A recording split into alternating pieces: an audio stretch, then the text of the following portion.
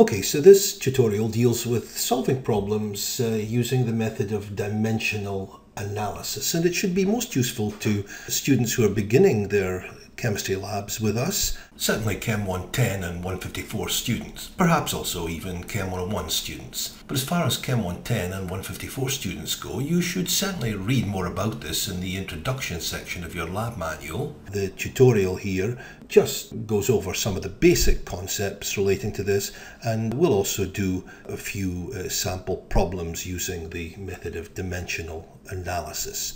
So what exactly is dimensional analysis? And by the way, it's sometimes also referred to as the factor label method. Factor label method. So if you look this up in another text or maybe even on the internet, you may see it referred to as factor label method. Just exactly the same as dimensional analysis. They both are the same thing. We will simply use the term dimensional analysis. So what exactly is dimensional analysis? Well, it's a method of solving problems. It's a method of calculating that allows us to use factors or conversion factors.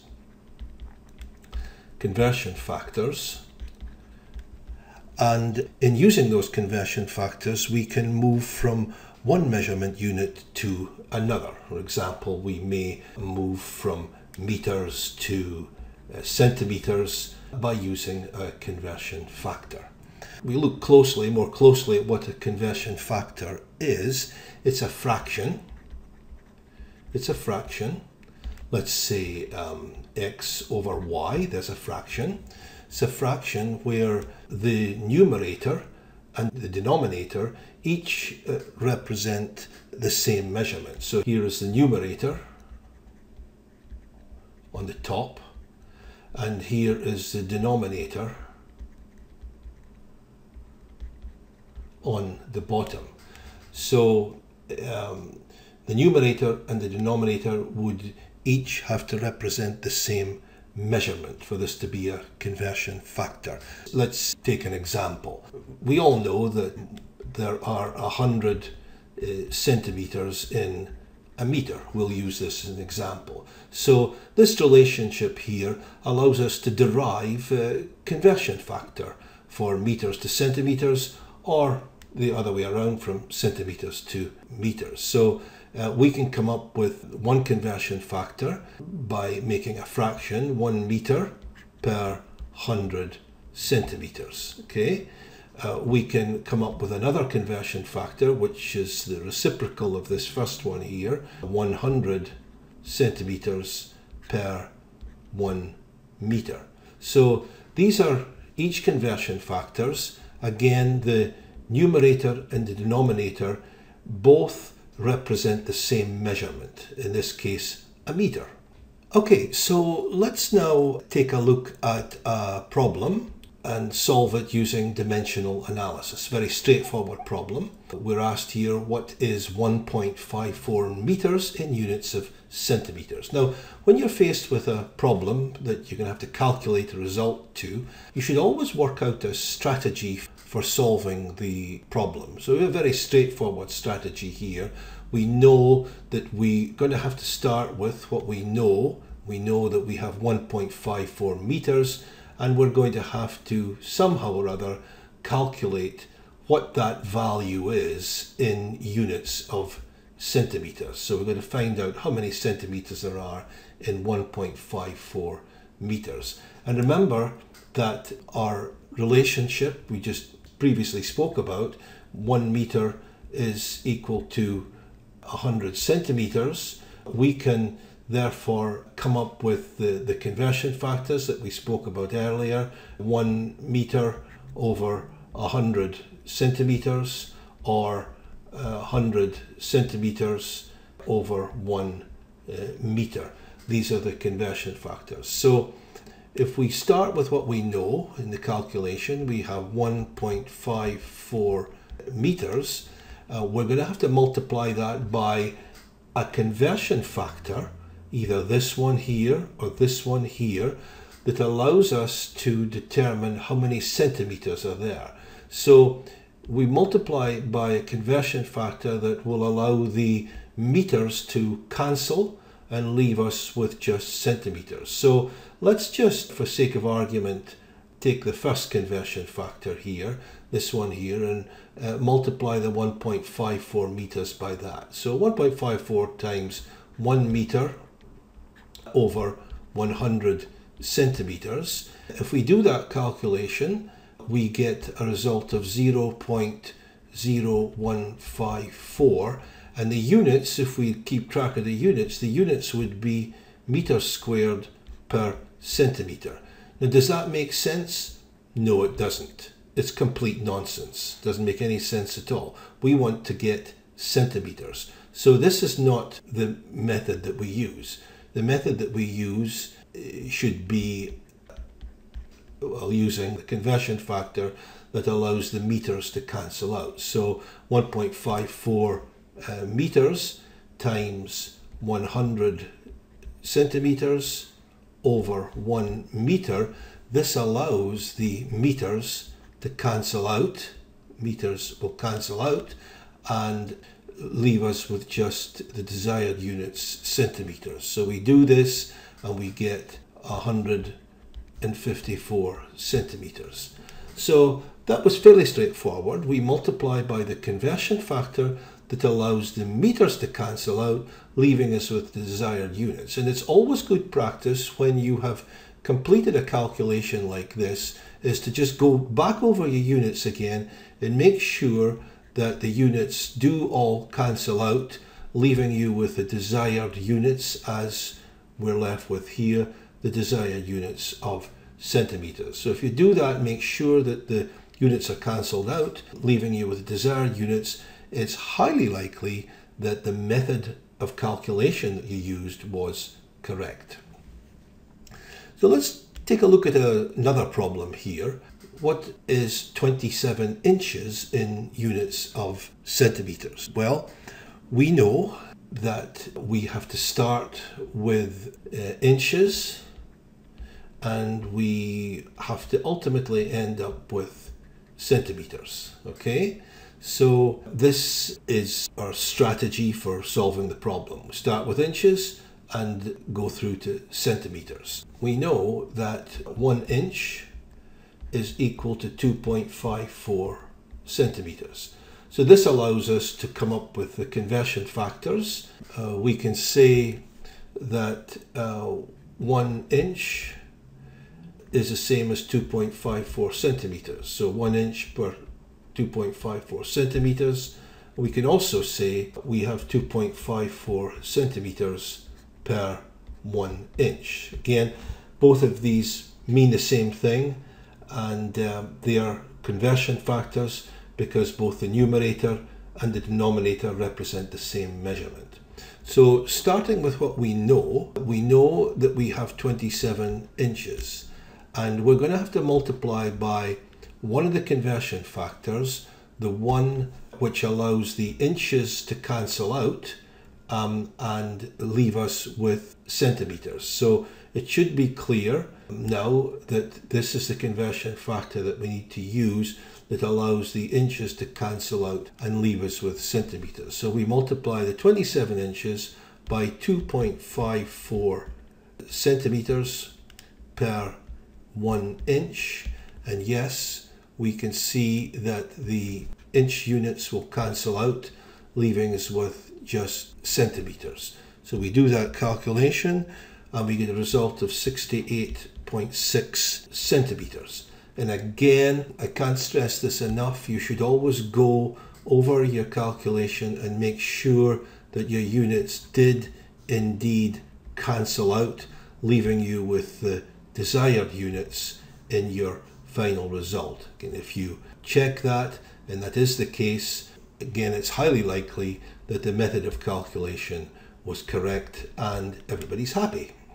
Okay, so let's try another problem here, problem 3. Let's move up a bit here. And this is just a little bit more involved, not too much more involved, but a little bit more involved. So we're told that the height of Grouse Mountain is 4,039 feet, and we have to determine what that is in meters. So we need to be clear in our mind as to the route that we're going to have to take to do this. So we're going to have to start with feet. We always start with what we know, start with feet, and ultimately we have to end up with meters. Okay, so we may want to first of all convert feet to inches, and then once we know how many inches there are, we can convert that through to centimeters, and once we know that, we can convert that through to meters. So here is the strategy, well, my strategy here for solving this problem. We'll start with feet, convert to inches, convert that to centimeters, and then ultimately convert that to meters. So to convert feet to inches, we would need to use a conversion factor, and it could either be this one here, 1 foot per 12 inches, okay, that's a conversion factor, or it could be the reciprocal of that, 12 inches per 1 foot. So these are the conversion factors, one of which we will have to use in our calculation. For going from inches to centimeters, there are 2.54 centimeters in every inch. So 2.54 centimeters per inch, or 1 inch per 2.54 centimeters. And the final step of the calculation would be going from centimeters to meters, and we know that in every 1 meter we have 100 centimeters, or we have 100 centimeters in every meter. So those are the conversion factors for going from centimeters to meter. So once we've sorted out what the conversion factors are, we can then start with what we know. We know we have 4,039 feet. So there we have 4,039 feet. And we're going to have to convert this, first of all, to inches. So we have to multiply by one of the two conversion factors that allows the feet to cancel. And it should be quite clear here that this is the conversion factor we need, because if we multiply by that conversion factor, 12 inches over 1 foot, we can see that the feet units will cancel, leaving us with the desired units in this stage of the calculation, inches. At the next stage of the calculation, in converting from inches to centimeters, we're going to have to multiply by one of these two conversion factors that allows the inches to cancel and leave us with centimeters. And it should be clear here that this is the conversion factor that allows us to do that. So we multiply by 2.54 centimeters divided by 1 inch, and we see that the inches will cancel, leaving us with the centimeters, which is what we needed to get to this stage of the calculation. And the final stage in the calculation is multiplying by one of these two conversion factors, this one or this one, that allows the centimeters to cancel. And you should be seeing now that we multiply by this one here, multiply by 1 meter over 100 centimeters, and this cancels the centimeters, leaving us with the desired units of meters. So if we do that calculation, we get a numerical result of 1,231, and the units are meters.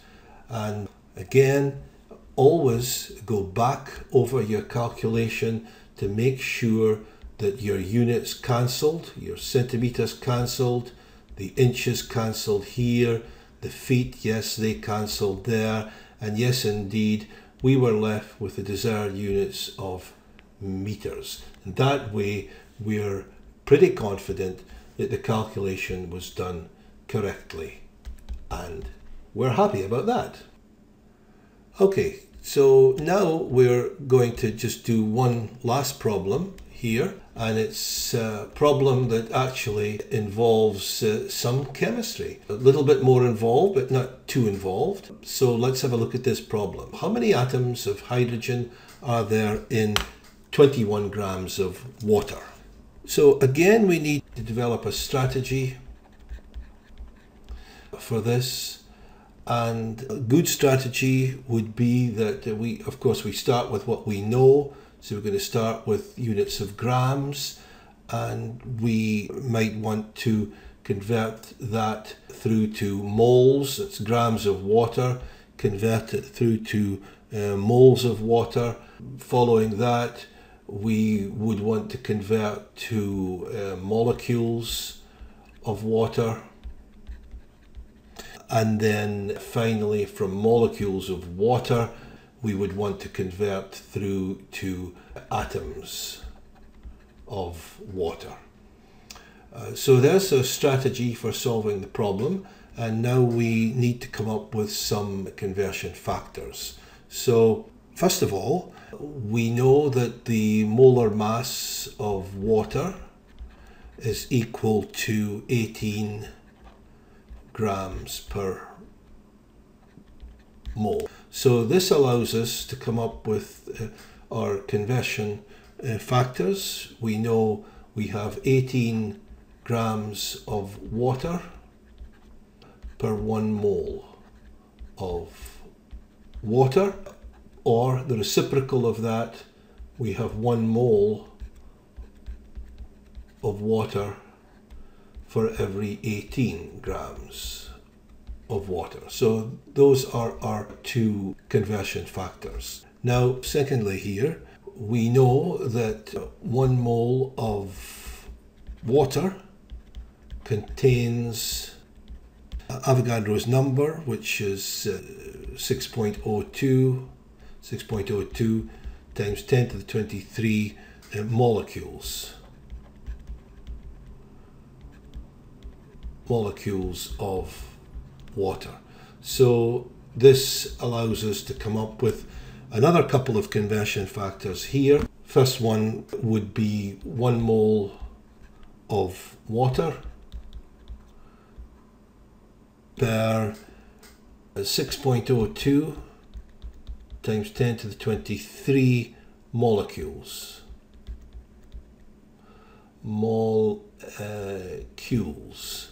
of water.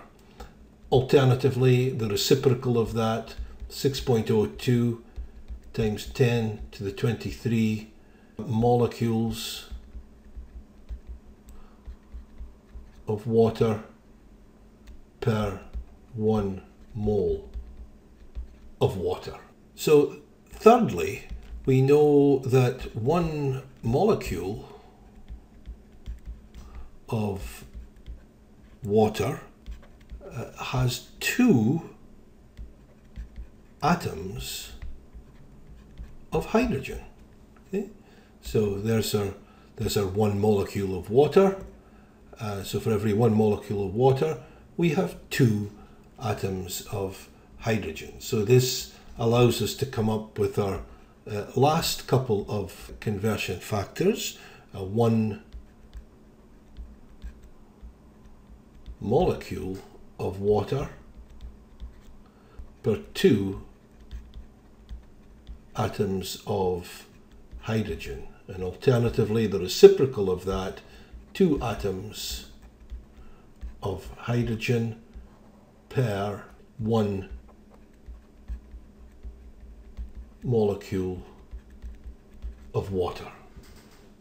Alright, so now let's try to solve a problem. So we're going to start with 21 grams of water, and we want to convert that from grams of water to moles of water. So we're going to use the conversion factor here, whichever conversion factor allows the grams to cancel out, and it should be pretty clear. We should be seeing this more clearly now, that this conversion factor will allow the grams to cancel out, leaving us with moles. So we multiply by 1 mole of water over 18 grams of water. We can see that the grams of water cancel out, leaving us with moles of water. So to get to our next stage, molecules of water, we're going to have to multiply by one of these two conversion factors that allows the moles of water to cancel. And again, it should be becoming clearer to us that this is the conversion factor we need, because if we multiply by that conversion factor, multiply by 6.02 times 10 to the 23 molecules of water divided by 1 mole of water, we can see now that the moles of water will cancel, leaving us with the molecules of water. And our final determination is to go to atoms, go from molecules to atoms, and we're going to have to pick the conversion factor from these two possibilities that allows the molecules of water to cancel. So again, it should be pretty clear that this is the conversion factor we need to use. So let's use it. We multiply by 2 atoms of hydrogen and we divide by 1 molecule of water. 2 atoms of hydrogen per 1 molecule of water. And we do that, we get the molecules, units of molecules to cancel out, leaving us with the desired units in our final answer, atoms of water. So if we actually do that calculation, we plug all those numbers into a calculator, we're going to get 1.4 times 10 to the 24 atoms of hydrogen. And once again, it's very good practice to always, once you've calculated your result, always go back over the units to ensure that they are properly cancelled. So here we have the molecules cancelling out, here we have the moles of water cancelling out, and here are the grams of water cancelling out, all cancelling out to leave us with the desired units, atoms of hydrogen, and that is what we needed, atoms of hydrogen. So that'll do it for this tutorial on dimensional analysis. Now do read up in the introduction section of your lab manual if and when you need to review the method of dimensional analysis and get some more practice if you need it. Now, dimensional analysis calculations are not the only way of performing calculations to solve problems. If you prefer to use another method, or even to use a combination of dimensional analysis and some other method, then as far as your labs are concerned, that's fine. But do be sure to always show your calculations, unless you're directed otherwise, and set them out in a clear and methodical way, showing all the main steps. Remember, if you make a mistake, you need to make it easy for your instructor to find that mistake, and it'll be much easier if your calculations are shown clearly and neatly. In that way, you'll benefit from seeing where the mistake was made. Now, as you proceed with your labs, the study guides section in your lab manual is your best guide to learning the methods of calculation and problem solving. Worked out solutions to the study guide problems appear in the appendix of your lab manual, and for some of the problems at least, you'll find tutorials on our YouTube channel to help you on your way. More information is always available on our website at capuchem.ca/labs. And thank you for watching.